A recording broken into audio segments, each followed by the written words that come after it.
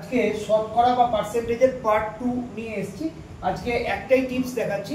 এই ধরনের প্রবলেম পরীক্ষায় আসে, সেটা হচ্ছে একটা সংখ্যাকে প্রথমে x% বাড়ানো হলো, পরে x% কমানো হলো, তাহলে সংখ্যাটার অ্যাকচুয়ালি মানটার কি পরিবর্তন হলো না, এটার অ্যান্সার হবে এক্সটার সংখ্যাটার মানের হ্রাস হবে, সেই মানটা হচ্ছে x²/100%। তো এই যে প্রবলেমটা, সেই প্রবলেমটা আমি একটা এক্সাম্পল দিয়ে দেখাচ্ছি। যে ধরা যাক কোনো একটা সংখ্যাকে প্রথমে 2% বাড়ানো হলো, পরে 2% কমানো হলো। তাহলে ধরা যাক সংখ্যাটা ছিল 100, আমি যদি 2% বাড়াই তাহলে সেটা কত হয়ে গেল না, সেটা হয়ে গেল 100 × 102/100। আবার যদি পরে 2% কমাই, তাহলে 2% কমাচ্ছি যেহেতু, তাহলে এটা হলো × 98/100। এইটা হয়ে গেল এখন অ্যাকচুয়াল নাম্বারটা। তাহলে সে 100 রেসপেক্টে পরিবর্তনটা কত হলো না, আমি এটা থেকে 100 বাদ দিয়ে দেবো। এবার দেখা যাক, এটা কাটলাম, তাহলে এখানে হলো 102 × 98/100 -100। এবার 102কে আমি লিখছি 100 + 2 ইন্টু এটা হচ্ছে 100 - 2/100 -100। তাহলে এখানে a + b × a - b, a² - b²/100 -100।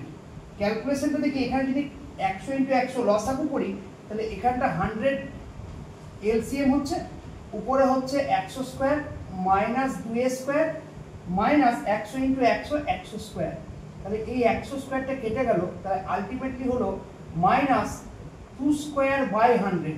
তাহলে বোঝা গেল যে এই যে পরিবর্তনটা হলো, পরিবর্তনটা আমি কার রেসপেক্টে না 100 রেসপেক্টে করেছি, অরিজিনালের রেসপেক্টে।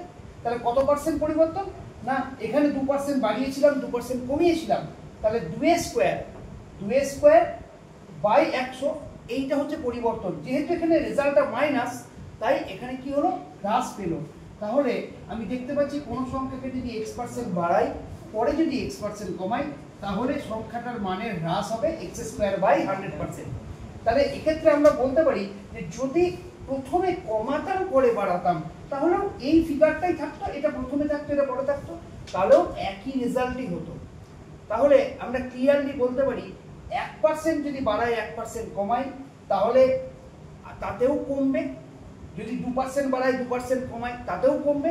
কমার মানগুলো কত, 1%-এর ক্ষেত্রে 1²/100 এতটা কমছে, দ্যাট ইজ 1/100%। 2%-এর ক্ষেত্রে 2²/100, তার মানে 4% কমবে। আর 3 জন্য 3²/100 এই পরিবর্তনটা হবে। তাহলে এটা একটা শর্টকাট ট্রিক্স, আমরা যদি এটা মনে রাখি, তাহলে কম্পিটিটিভ পরীক্ষায় এই ধরনের প্রবলেম সলভ করতে পারবো।